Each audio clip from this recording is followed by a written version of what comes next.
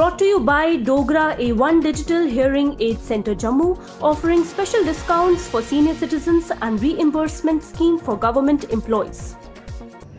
Hello viewers, you're watching Jammu Links News. I am Mannat Gupta and welcome to the daily updates of Midday News. Let's begin. Announcing recruitment rallies for the local youth in armed forces besides rail link between Baramulla Kupwara, Lieutenant Governor Manoj Sinha on Monday said he wanted to create an ecosystem in the Union Territory which promotes self-employment, enterprises, manufacturing, industries and also bridge the skill gap to make the rural areas Atmanirbhar. Issuing directions for immediate installation of 5 mobile towers fulfilling the long-pending demand of the border areas, Sinha announced that the frontier district of Kupwara will be turned into a modern industrial hub for walnut production and processing.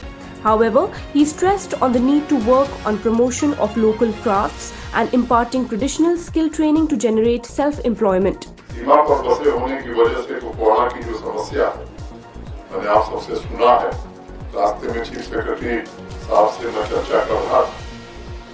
थोड़ी बहुत वाकिफियत मुझे भी आपको रोजमर्रा की जिंदगी में क्या तकलीफें हैं, कितनी तकलीफें आपने झेली हैं, मैं इसे समझ सकता हूँ।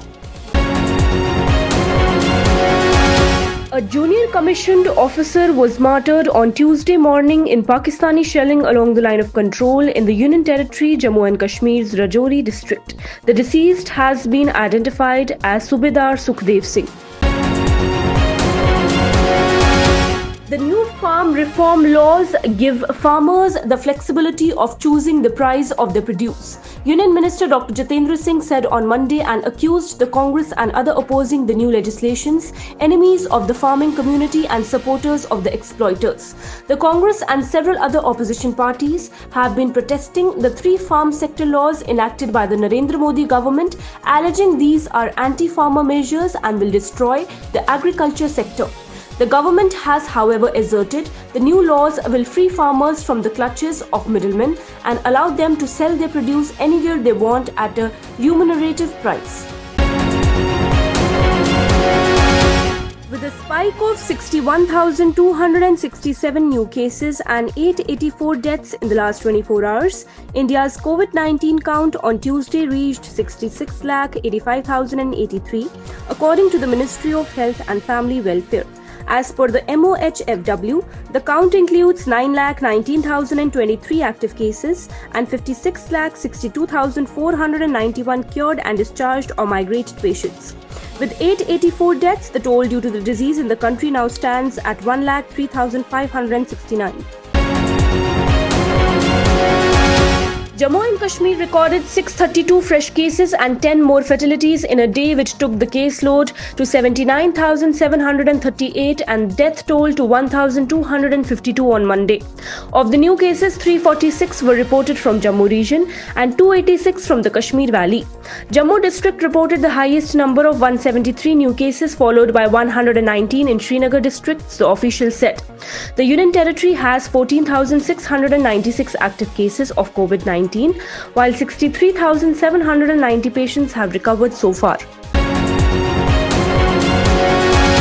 National Conference President Farooq Abdullah on Monday said the objectives of peace, economic progress and development in Jammu and Kashmir cannot be achieved unless the centre reverses all the decisions taken on August 5th last year.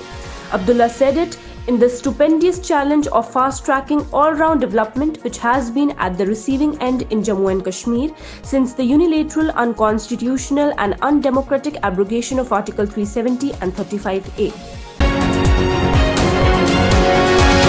The 7th meeting of Board of Directors of Jammu Smart City Project was held under the chairmanship of Divisional Commissioner Sanjeev Verma. The board approved various projects or works and other set timelines for completion of various components of the project. The divisional commissioner issued directions to the concerned officers to expedite the works being taken up by their respective departments for early completion. The divisional commissioner directed concerned officers to keep ambit of project for longer horizon and expedite work in a time-bound manner so that tangible results are achieved on the ground. He also asked the concerned departments to work in unison with more zeal and dedication for completion of Smart City project to make Jammu a model city.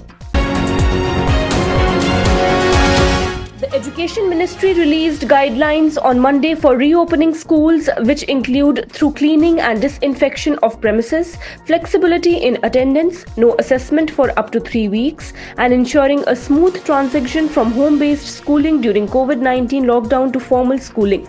It also asked states and the union territories to frame their own standard operating procedures for health and safety precautions based on their local requirements.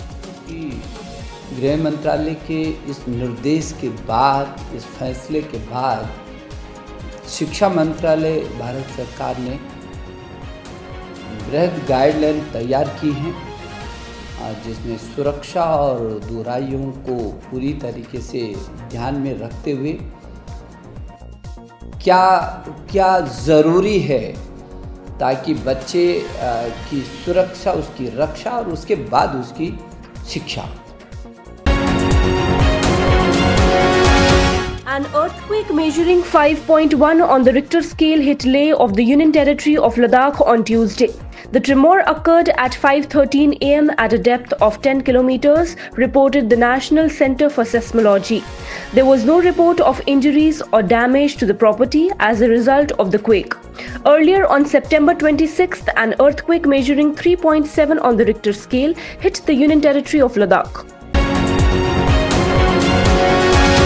Municipal Secretary Agriculture Production and Farmer Welfare Department Naveen Kumar Chaudhary on Monday inaugurated first organic vegetable sales center at Agriculture Complex Lal Mandi.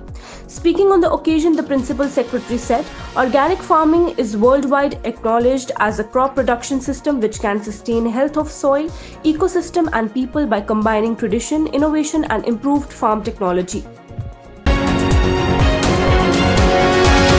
The J&K administration on Monday directed the National Highways Authority of India to submit a traffic management plan of agencies to ensure a hassle-free movement of the Jammu-Srinagar National Highway during the ensuing winter season.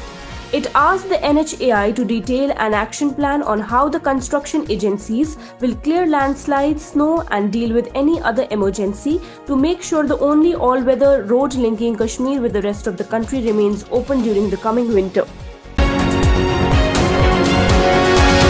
Commissioner Secretary Industries and Commerce Manoj Kumar Dwivedi on Monday visited and reviewed the functioning of various units including IT Tower at Industrial Estate Rangret and Jammu and Kashmir Industries Manufacture and Sales Centre Pampur, besides inspected proposed land site for Industrial Estate at Sampora.